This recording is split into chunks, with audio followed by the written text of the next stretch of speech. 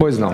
Eu agradeço, eu faço a réplica até para... Palavra o advogado da defesa, 3 minutos. Talvez eu não tenha sido muito preciso na minha pergunta, doutor Júlio, eu quero precisá-la melhor. É evidente que todos nós temos divergências jurídicas, é próprio da vida. Claro, eu tenho a minha opinião, Vossa Excelência tem a sua, é da vida. Os ministros do Supremo também divergem. O que me espanta é dizer que quem segue a corrente que eu não defendo, cometeu ou agiu com dolo. Quando eu não tenho jurisprudência definida a respeito, quando eu não tenho uma decisão do Poder Judiciário a respeito, eu passei a ter uma decisão do TCU a respeito, que eu respeito imensamente. Agora, como eu posso dizer que um chefe do Executivo, que apenas porque não seguiu uma das correntes, seguiu outra, agiu com dolo? Ou seja, é, no fundo, dar a uma visão do direito uma prepotência que efetivamente só pode dar a coisa julgada. Ora, é essa questão que eu coloco. Pode ser até que Vossa Excelência juridicamente tenha mais razões do que eu. Não é isso que eu estou discutindo. Agora, se há doutrina a respeito, eu não posso dizer que quem a seguiu agiu com dolo. Aliás, essa jurisprudência sempre se diz, a jurisprudência pacífica e remansosa em ações de improbidade. Quando se diz que quando o chefe do Executivo decide com base em pareceres, ele não tenha o dolo. A jurisprudência é pacífica. E aí que me espanta, porque para a configuração de um crime de responsabilidade é necessário o dolo. Ora, se há juristas que afirmam, se é na prática corrente, se a AGU deu parecer, onde está o dolo da senhora Presidente da República? É a pergunta que eu faço constantemente. A menos que se parta do pressuposto que a orientação de Vossa Excelência, ela destrói todo o resto. Não é verdade. Não existe isso no direito. Então, é a questão que coloco. Segundo lugar, senhor procurador, eu vejo uma situação, 2015 é uma projeção de 2014, a natureza jurídica do Plano Safra é diferente das outras relações, ela não é contratual. Essa é uma questão chave, diferente de outras situações conveniadas, que decorreram de acordo de vontades. Não, essa não, ela é uma operação ex lege. Ou seja, eu não posso dizer que um atraso no pagamento de uma obrigação ex lege seja uma operação de crédito juridicamente falando. Economicamente, talvez seja difícil até explicar para um economista, mas juridicamente a natureza não é nem de operação de crédito, nem de assemelhado. Porque não há uma natureza obrigacional caracterizadora disso. Fruto de uma avença, fruto de um ajuste. Então, é essa questão que ele coloca. Mas pode ser que eu esteja errado. Pode ser que a minha tese seja destroçada amanhã ou depois pelos tribunais, mas até que o Poder Judiciário destroce, eu tenho que dizer que quem seguiu esse entendimento agiu com boa fé, sem dolo. Por isso que eu não posso qualificar como criminoso quem segue a opinião de juristas, porque os juízes podem estar errados, mas quem seguiu, coitado, agiu achando que estava cumprindo a lei.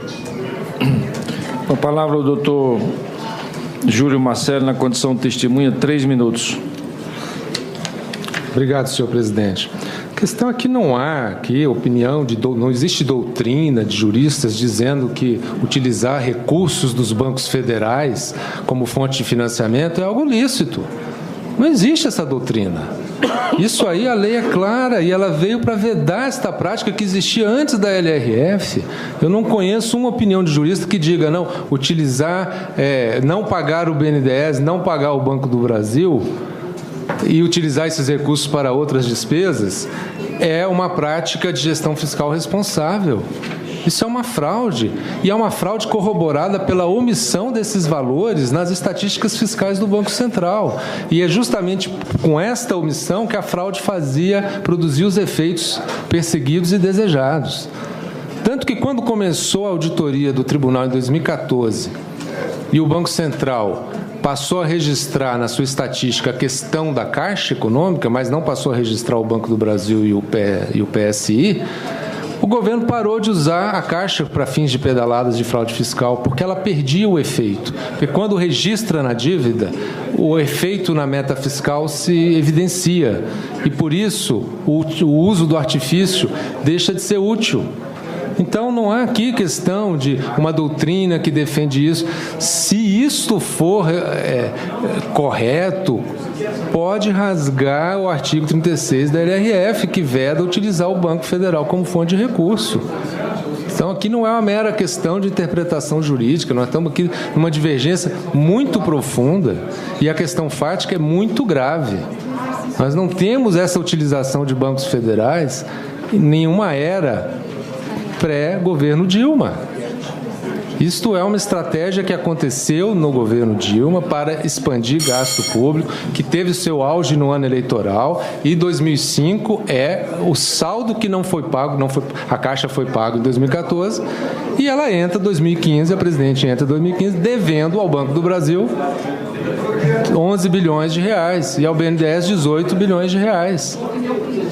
Então, esta dívida, isso são números, isso não é opinião, isso é uma dívida que tem que ser paga. E tanto é uma dívida e tanto é uma operação de crédito que gera juros diários. O valor é devido na equalização a partir do primeiro dia útil depois do período de apuração. E a partir desse dia até o seu pagamento, gera juros pela taxa Selic. Então, assim, como que isso não é operação de crédito? Isso é uma evidente operação de crédito, uma operação de crédito vedada e uma operação de crédito feita não por acidente, mas com intenção de fazer. Então, o dolo é evidente, porque foi feito com intenção, com o querer. E, assim, Vossa Excelência fala lá de 2001 sobre abertura de crédito. Em 2001, o condicionante da lei orçamentária era outro. Não havia o condicionante que existiu, que foi inaugurado a partir da lei orçamentária de 2002 em diante, que é esse, não, 2009 e 2002, nós estamos falando de 2015. Não, 2009 o problema lá era decreto de contingenciamento. O tribunal não examinou a questão de decreto e crédito suplementar. Conclua, doutor Júlio Marcelo, por favor. Então, assim, não há questão de segurança jurídica, de doutrina, de que nós estamos querendo agora fazer que a minha opinião isolada prevaleça sobre o mundo dos juristas brasileiros. Não é assim. Não é isso. É realmente uma grave fraude que foi cometida e que causou danos à gestão fiscal no Brasil em proporções sérias. Obrigado. Meu minuto. Um minuto para o advogado. Tomar liberdade com a devida vênia e encaminhar a Vossa Excelência amanhã os pareceres que temos da doutora Isabel Derzi, do doutor Heleno Torres, que claramente falam que não há ofensa à lei de responsabilidade fiscal nesse caso. Poderá dizer, Vossa Excelência, erraram os mestres, erraram os doutos. Possível. Agora, isso não qualifica se dizer que a opinião de Vossa Excelência coloca no campo da ilegalidade, do dolo, da má-fé, quem seguiu outra opinião. É só isso. Até que o judiciário diga. Portanto, esta qualificação de quem não pensa como eu penso, age de forma ilícita, é o que eu estou ponderando, que não me parece correto quando uma pessoa age, seguindo uma orientação jurídica com absoluta e total boa-fé. Dirá só, Vossa Excelência, se rasgará a lei de responsabilidade fiscal se assim se entender. Os outros direm não rasgaremos a lei de responsabilidade fiscal. E aí, como ficamos? Quem pensa como os outros agiu de forma ilícita? Não se pode pensar assim para efeitos de punir alguém. O meu minuto. Um minuto para a testemunha, doutor Júlio Marcelo.